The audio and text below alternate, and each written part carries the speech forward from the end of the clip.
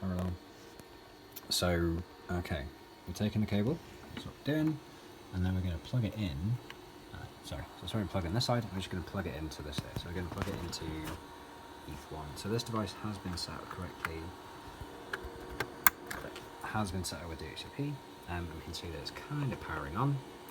But what we'll see on the dashboard when we do that, when the little mounting thing goes from green to red, hopefully. It's just very slightly out of whack. Sometimes with these. Oh, it's okay. Okay, so we can see that we're already testing.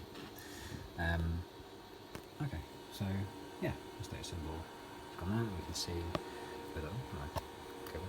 with our beautiful Ethernet port flashing lights, the data is being transferred.